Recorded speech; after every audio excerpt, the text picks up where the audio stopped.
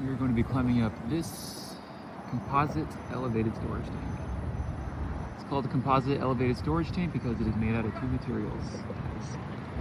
The bottom obviously is concrete and the top is steel.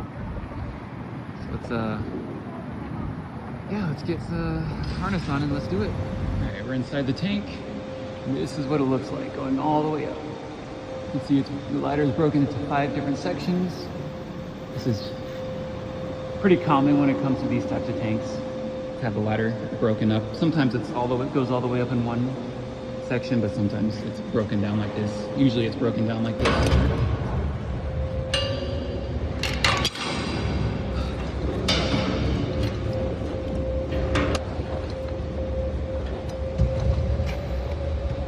All right, on to section number 2. The biggest thing about climbing these things you gotta worry about, especially if it's during the winter, are wasps. No one warned me about them the first time I climbed the tank. I do not like wasps. All the way down there. So this ladder leads up to the bowl, which is where all the water is. It's called the bowl manway right there. And that's called the access tube. That leads all the way up to the actual roof. Now you can get to the roof through the bowl, but the access tube leads straight to the roof. Okay. Also, in case y'all want to see all the way down, this is how far down it goes. Yep. Very far. Cool. So we're up here in the actual tank bowl. So this is where the water would go. And yeah, the ladder that goes all the way up to the roof, it still has wet paint, so we're not going to be climbing that, but we still will get to the roof. So there's a ladder inside this tube right here. So what they're doing up there is they are doing what's called a holiday test.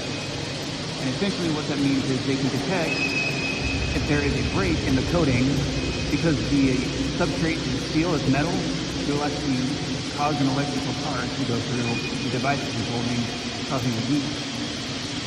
And that beep signifies that there's a hole in the coating. Now, it doesn't seem like it's a big deal, but a little bit of rust will form, and rust spreads like cancer.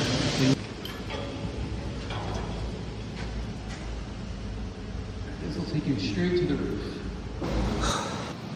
And yes, there are handrails to protect us, so we don't go tumbling down. About 140 feet is my guess.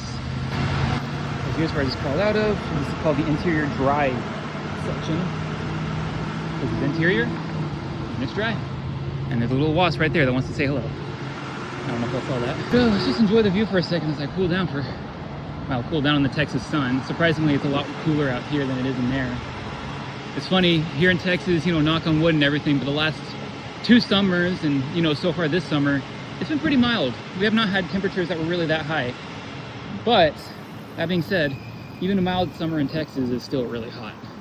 I mean, lows don't even get into the 60s anymore, and highs easily get into the lower 90s. Haven't had triple digits yet this summer, and hopefully we don't have any anytime soon. Anyway, I'm gonna go ahead and finish my inspection. So after a climb, I usually like to get one of these. It's a Gatorade Rapid Rehydration. I'm not an athlete, and I don't really need it. I mean, climbing up the tank, yeah, it's exhausting, but it's not like crazy exhausting compared to what athletes do. However, I do get pretty drenched in my own sweat, and so it's good just to kind of have something. Plus, it tastes freaking delicious. All right, it's only 60 calories. Cereza limon, or cherry lime.